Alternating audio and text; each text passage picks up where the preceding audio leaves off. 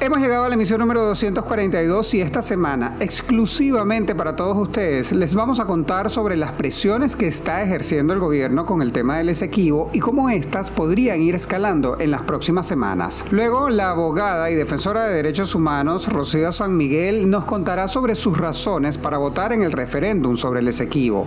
Y para cerrar, un tema de interés para todos, lo que ocurrió en el Monumental de Maturín. Uno de nuestros reporteros nos cuenta todo sobre el juego de la Vinotinto contra Ecuador, un verdadero desastre en donde los derechos de los aficionados fueron pisoteados. Pónganse cómodos, esto está por comenzar.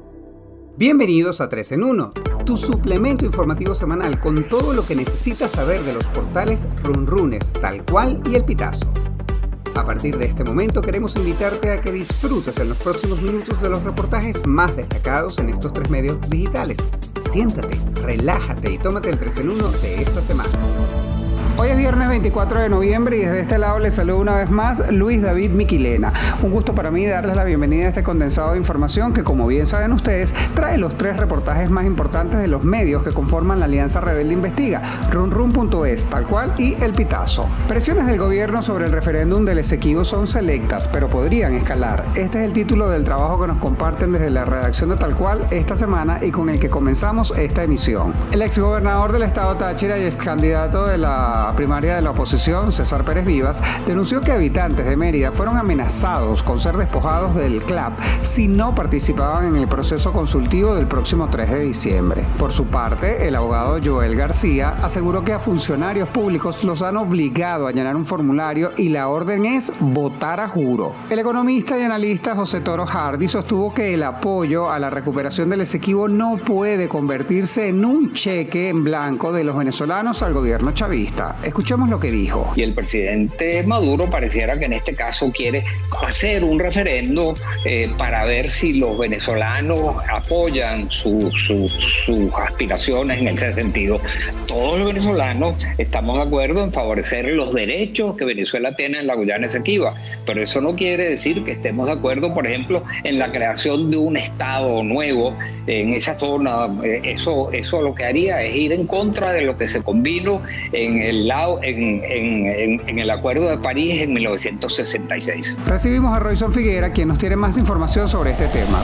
Royson, ¿consideras que la presión sobre los ciudadanos, especialmente sobre las personas que dependen del gobierno, se va a ir incrementando a medida que se acerca el 3 de diciembre? Consultados por Tal Cual, varios analistas políticos y sociólogos nos aseguran que al menos para el simulacro sobre el referendo del Esequibo, el gobierno de Nicolás Maduro cambió la estrategia. Es decir, mientras que en otros momentos electorales la presión sobre la militancia del Partido Socialista Unido de Venezuela, la presión sobre los trabajadores de la administración pública era bastante apretada, en esta ocasión nos encontramos con un ambiente distinto.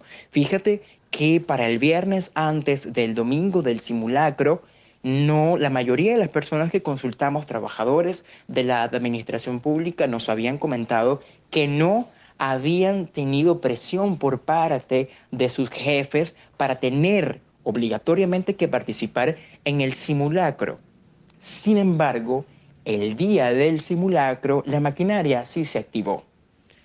Lo que quiere decir que hubo un cambio de estrategia, porque mientras en otras ocasiones la presión se aplicaba a Vox Populi, en este momento no.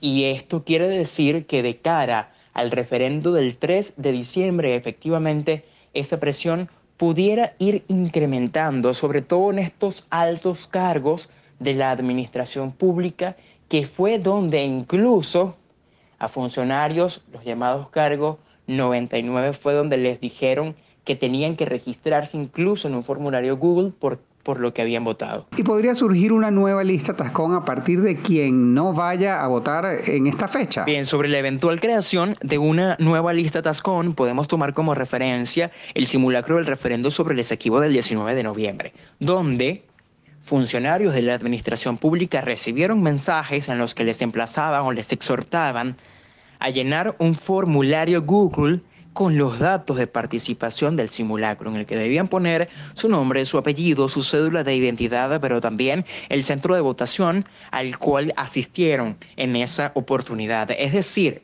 parte de los mensajes también que les hicieron llegar a todas estas personas consultadas por tal cual es que los datos que se obtuvieran del simulacro, el referendo sobre el Esequibo, iban a ser comparadas con plantillas. Plantillas seguramente podrían ser plantillas laborales, por ejemplo. Entonces esto podría darnos una idea de lo que se podría devenir de cara al referendo, porque si bien en este momento no es si votaste, el riesgo es si no votaste. Son datos que, según mensajes que han hecho llegar a trabajadores públicos, puede tener el gobierno. El turno ahora es para el portal El Pitazo y aquí tenemos un trabajo titulado Rocío San Miguel. Tengo 3 razones para votar en el referendo sobre el Esequibo. La presidenta de la organización no gubernamental Control Ciudadano sostuvo que las preguntas de la consulta popular prevista para el 3 de diciembre inducen a los venezolanos a votar por la inconstitucionalidad. A juicio de San Miguel, mantener la disputa entre Venezuela y Guyana en la jurisdicción de la Corte Internacional de Justicia es la vía adecuada para resolver este conflicto. De igual forma, la activista dijo que participar en el referéndum es una excelente oportunidad para monitorear el sistema electoral venezolano. Esto fue parte de lo que dijo. Yo creo que los partidos políticos deberían de participar, yo creo que la sociedad civil organizada debería participar y hacerse vigilante de ese sistema electoral, porque hay en este momento más de 1.500 centros electorales que han sido creados que no sabemos ni siquiera dónde están. Sí. Todo eso tiene que empezar a revisarse con suficiente anticipación de cara a un hecho realmente importante para la historia de Venezuela, que van a ser las elecciones presidenciales del año 2024. Kimberlyn Talero con más información. Kimberlyn, a juicio de San Miguel, ¿cuáles son las preguntas que pueden ser consideradas como peligrosas para el mantenimiento de la paz entre las dos naciones? Ella advierte sobre las preguntas 3, 4 y 5. La 3, porque dejar de reconocer la jurisdicción de la Corte Internacional de Justicia puede implicar la pérdida de este territorio. Esto porque la Corte, independientemente de la participación de Venezuela, va a decidir sobre este caso. Si Venezuela no presenta las pruebas que permitan demostrar que este territorio le pertenece, Guyana va a tener ventaja. Y la decisión, la sentencia de la Corte es de obligatorio cumplimiento para Venezuela, independientemente de su participación. Entonces sería dar por perdido el juicio prácticamente. Sobre la pregunta 4, ella considera que es un cheque en blanco, pues habla de oponerse por todos los medios, pero no deja claro cuáles son todos los medios. Entonces para ella eso puede ser la puerta abierta incluso para una guerra. Lo mismo con la pregunta 5, que habla de planes, de otros planes, pero no deja claro cuáles son esos otros planes que propone el gobierno con la población que vive en el territorio de Esequibo. ¿Y existe la posibilidad real de una guerra entre ambos países? ¿Está la Fuerza Armada Nacional venezolana preparada y dispuesta a esto? Sí, precisamente esta pregunta 4, por ser abierta, deja la posibilidad de que el gobierno de Maduro inicie un conflicto con Guyana. Esto incluso podría amenazar las elecciones presidenciales de 2024, pues el gobierno podría ordenar la movilización nacional, que implica no solo movilizar funcionarios de la Fuerza Armada, sino también de la Reserva, y una requisitoria temporal de bienes que serían usados para la defensa nacional. Pero ahora bien, me pregunta si está preparada la Fuerza Armada. En términos de fuerza de combate, esta experta considera que sí. La Fuerza Armada de Guyana es mucho más pequeña de Venezuela. Venezuela ha adquirido en los últimos años cierto armamento que le da cierta ventaja, pero ella advierte o alerta que hay que ver no solamente el poder que puede tener cada una de las Fuerzas Armadas, sino también las alianzas militares que tienen estos países. Guyana ha tenido alianzas con el Comando del Sur, con los países del CARICOM. Hay ciertos intereses geopolíticos también por parte de Brasil allí, entonces eso también es importante analizarlo. El turno de cierre es para runrun.es, mejor conocido como Runrunes, y ellos nos presentan un RR Plus que lleva por nombre En el Monumental de Maturín, los derechos de los venezolanos perdieron por goleada. El pasado jueves 16 de noviembre la selección de fútbol de Venezuela empató a 0 con su par de Ecuador en el marco de la eliminatoria sudamericana al Mundial de Estados Unidos, Canadá y México en el año 2026. Nuevamente el Estadio Monumental de Maturín en el estado Monagas fue el hogar de la Vinotinto, que hoy con 9 puntos marcha cuarto en la clasificación, por encima inclusive de la poderosa Brasil. Luego del partido disputado en Perú, en donde la selección de la Vinotinto y el gentilicio venezolano fueron atacados sin clemencia por las autoridades peruanas desde distintos frentes, tales como el migratorio, el comunicacional y hasta el de transporte. Pero volviendo al tema de Maturín, lo que debió haber sido un día de entretenimiento para el fanático se convirtió en una especie de pesadilla por los niveles de desorganización e improvisación que se vivieron alrededor del estadio. Otro aspecto que llamó la atención fueron las declaraciones del paratleta Juan Pablo dos Santos, quien criticó la falta de accesos para personas con discapacidad a este recinto, algo muy necesario e importante. Esto fue parte de lo que dijo. Pero por esto es que las personas con discapacidad no salen de sus casas. Por eso es que las personas con discapacidad en este país están totalmente excluidas, porque lo que existe es una falsa inclusión, porque no estoy pidiendo algo fuera de lo normal, yo solo estoy pidiendo que las personas con discapacidad puedan tener una vida normal, una vida plena, ver un partido de fútbol. Nuestro reportero Ricardo Machado se fue hasta el estado Monagas, a Maturín, y le vamos a hacer un par de preguntas sobre lo que vivió en este encuentro entre la Vinotinto y Ecuador. Ricardo, ¿qué pasó en esta oportunidad que manchó la presentación de nuestra selección en Maturín? Pese a que la Vinotinto ha tenido uno de sus mejores arranques en eliminatorias mundialistas y se mantiene invicta como local, además sin recibir goles en casa, lo cierto es que lo que vivimos el pasado 16 de noviembre en el Estadio Monumental de Maturín fue una goleada para el fanático.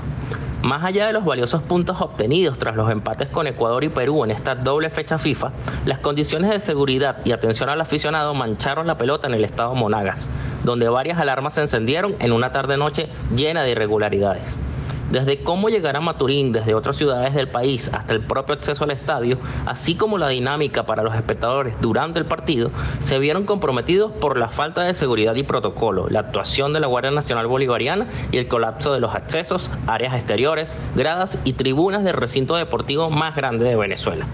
Ante esto y las estampidas previas al ingreso al estadio, muchos, en busca de resguardar la integridad propia y la de sus acompañantes, prefirieron retirarse y se perdieron la oportunidad de ver a la selección, a pesar de la inversión realizada en la boletería y el viaje. Aún con estos incidentes, es destacable que la exhibición de gallardía de la Vinotinto frente a un rival mundialista como Ecuador fue correspondida con la unión de las barras de la Liga Fútbol, a las que se sumaron los fanáticos que sí pudieron entrar al estadio y que se quedaron hasta el final del partido para aplaudir la salida del campo de nuestra selección, demostrando que la fe sigue intacta hasta la próxima fecha FIFA en septiembre de 2024. Y la Federación Venezolana de Fútbol y las autoridades del estado Monagas se comprometieron para que esto quizás no se repita en el futuro, para que no vuelva a suceder. En un comunicado conjunto de la Federación Venezolana de Fútbol y la Gobernación del Estado Monagas, que parece adjudicar la responsabilidad de los hechos a los propios fanáticos y no a las fallas de seguridad y protocolo, reconocieron que se llegaron a desbordar las previsiones y las capacidades de la organización en algunos momentos y que tomarán las medidas necesarias para en próximos compromisos garantizar el orden y la seguridad. Y con esto, estimada audiencia, nosotros hemos llegado al final de nuestra emisión número 242 del 3 en 1, tu suplemento informativo semanal. En el guión, agradezco el apoyo de Francisco Zambrano y en la edición y montaje a Abraham Moncada. Nos vamos a encontrar nuevamente ya en lo que va a ser la primera edición del mes de diciembre. Espero que tengan un excelente fin de semana. Como siempre, les pido apoyo para que nos ayuden a llegar a mucha más gente y lo que deben hacer es muy sencillo. Compartan el enlace en la plataforma de streaming en donde nos escuchen. Recuerden que estamos en Spotify, Google Podcast, Apple Podcast, estamos en Spreaker y también para tu comodidad en la plataforma de videos YouTube. Luis Miquilena desde la narración y producción ejecutiva de este espacio me despido y nos vamos a escuchar el próximo viernes. Cuídense mucho y que tengan un excelente fin de semana.